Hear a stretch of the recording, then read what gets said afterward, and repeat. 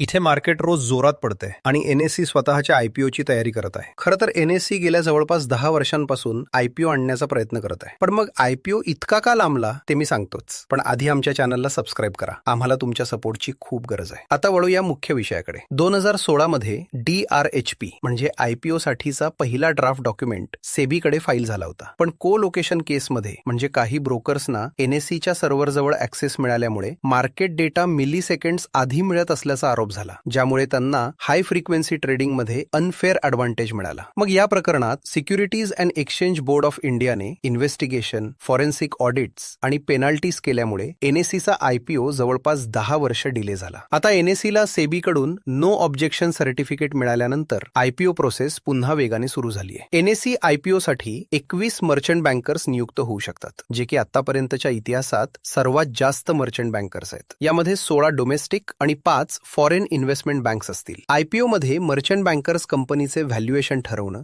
DRHP तयार करणं आणि आयपीओ प्रोसेस मॅनेज करण्याचे काम करतात. बँकर्स फायनलाइज झाल्यानंतर 3 ते 4 महिन्यात DRHP तयार होईल आणि जून ते जुलै पर्यंत सेबीकडे फाईल होण्याची शक्यता आहे. एनएससीचे सीईओ आशिष चौहान म्हणाले आहेत की हा आयपीओ ऑफर फॉर सेल असेल, म्हणजे एनएससी स्वतः पैसे उभारणार नाही. पण या आयपीओ मध्ये आमच्या एक्झिस्टिंग शेअर होल्डर्सना त्यांचे शेअर्स विकण्याची संधी मिळेल. यालाच ऑफर फॉर सेल म्हणतात. आणि अजून एक इंटरेस्टिंग गोष्ट म्हणजे लिस्ट झाल्यावर एनएससीचे शेअर्स एनएससीवर ट्रेड होणार नाहीत, तर बीएसई सारख्या दुसऱ्या एक्सचेंजवर ट्रेड होतील. कारण कोणताही एक्सचेंज स्वतःच्या एक्सचेंजवर लिस्ट होऊ शकत नाही. आता याचं एक्झॅक्ट व्हॅल्युएशन, आयपीओचा एक्झॅक्ट इश्यू प्राइस आणि लॉन्च डेट हे सगळं DRHP फाईल झाल्यानंतर स्पष्ट होईल. तुम्हाला काय वाटतं? तोपर्यंत हे पडलेलं मार्केट वर जाईल का? कमेंट्समध्ये नक्की सांगा.